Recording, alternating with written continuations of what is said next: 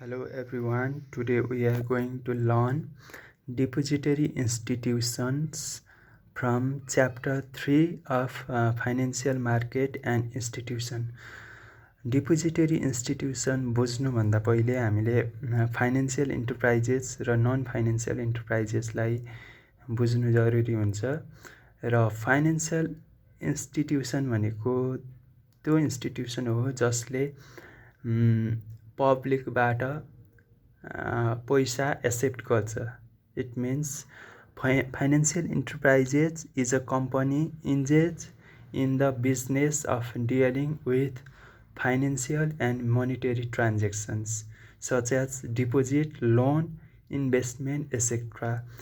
Or we can describe it as the institution that accepts deposit from general public is known as financial institution. र non financial enterprises भनेको त्यस्तो संस्था हो जसले चाहिँ good and सर्भिसेसलाई प्रोड्युस गर्छ. They principally engage in productions of non financials goods and service भन्नाले फाइनेन्ससित रिलेटेड हुँदैन क्या उसको कामहरू. इक्जाम्पल हामीले अब म्यानुफ्याक्चरिङ कम्पनीहरू, cosmetic company, fancy sales etcetera है. र financial enterprises are broadly classify into depository and non depository institution है त. र डिपोजिटरी इन्स्टिट्युसन भनेको those enterprises which accept deposit from public is known as depository institution. त्यो institution जसले चाहिँ पब्लिकबाट पैसा उठाउँछ, पैसा डिपोजिट एक्सेप्ट गर्छ हैन. Example we can take all form of bank such as all class of bank such as A class, B class, C class and D class. A class ब्याङ्कमा हाम्रो कमर्सियल ब्याङ्क पर्छ, be क्लासमा development bank, C क्लासमा finance and D क्लासमा micro finance पर्छ हैन. अनि ब्याङ्कहरूमध्ये र कोअपरेटिभ एन्ड सेभिङ युनियन पनि यसमा पर्छ हैन. नन डिपोजिटरी इन्स्टिट्युसन भनेको के हो त? The institution which does not deposit from public हैन, which does not accept deposit from public, जसले चाहिँ पब्लिकहरूबाट डिपोजिट एक्सेप्ट गर्दैन. इक्जाम्पल इन्सुरेन्स कम्पनी हैन, इन्सुरेन्स कम्पनी अथवा mutual fund, they do not accept deposit from public हैन. So we'll move to another. र मैले चाहिँ यहाँ जे इक्जामको लागि इम्पोर्टेन्ट छ र हाम्रो सिलेबसमा परेको कन्टेन्टहरूलाई मात्र मैले यता राखेको छु. र यसमा अब अर्को इम्पोर्टेन्ट टपिक भनेको स्प्रेड इन्कम हैन. What is spread income? Spread income is the difference between interest earning and interest expenses. भन्नाले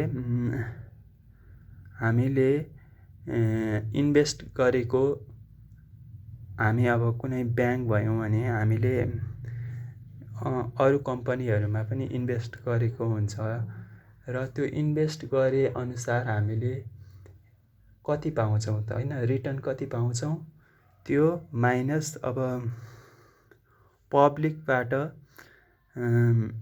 पब्लिकहरूले डिपोजिट गरेको बाट हामीले कति रिटर्न पाउँछौँ, यसको डिफरेन्स नै स्प्रेड इन्कम हुन्छ. सिम्पली इन्ट्रेस्ट इन्कम भनेको income that company earn from investment and interest expenses भनेको expenses or interest that it has to pay for using public deposit होइन। अनि स्प्रेड इन्कम भनेकै interest income minus interest expenses र change in spread income is called to interest. It is like interest income into change in interest rate होइन। र अर्को main topic important topic for exam is capital requirement for banks. ब्याङ्कहरूमा चाहिँ दुई प्रकारको क्यापिटलहरू हुन्छ, जसलाई हामी tier 1 capital and tier 2 capital भन्छौँ। टायर 1 क्यापिटल भनेको एकदम टायर 1 क्यापिटल भनेको एकदम कोर क्यापिटल भन्छ, भनेको ब्याङ्कको प्रमुख क्यापिटल एकदम भइन एकदमै जरुरी होइन, एकदमै इम्पोर्टेन्ट क्यापिटललाई चाहिँ हामी कोर क्यापिटल भन्छौँ।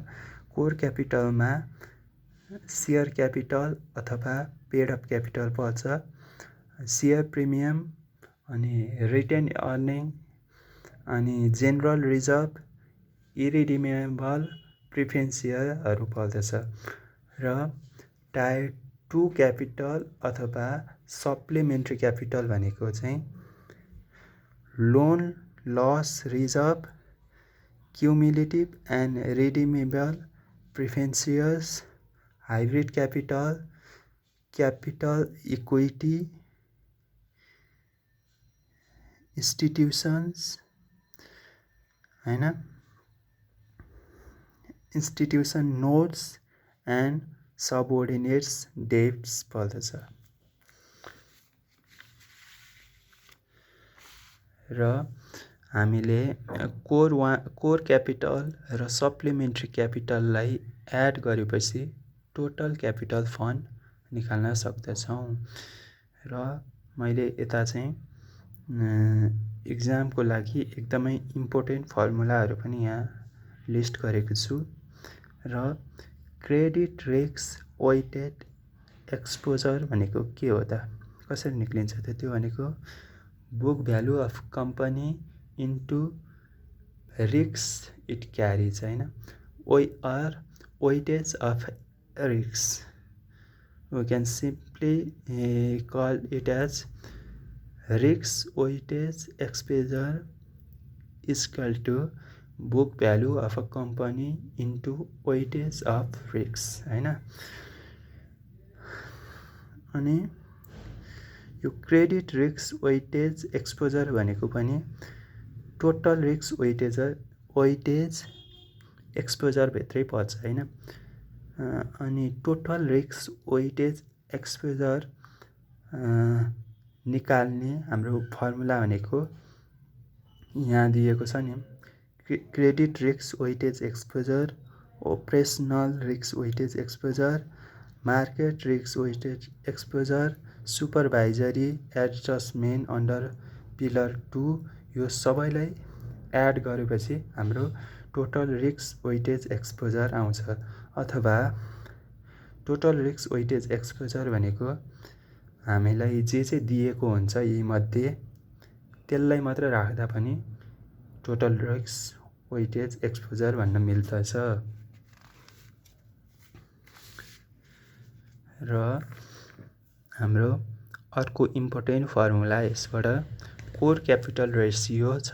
कोर क्यापिटल रेसियो भनेको core capital total core capital अथवा main capital core capital by total risk weightage exposure into 100 हुन्छ है। अनि capital adequacy ratio is given by total capital fund by total risk weightage exposure into 100। So हामीलाई जाँचमा important भनेको यति मात्र हो। र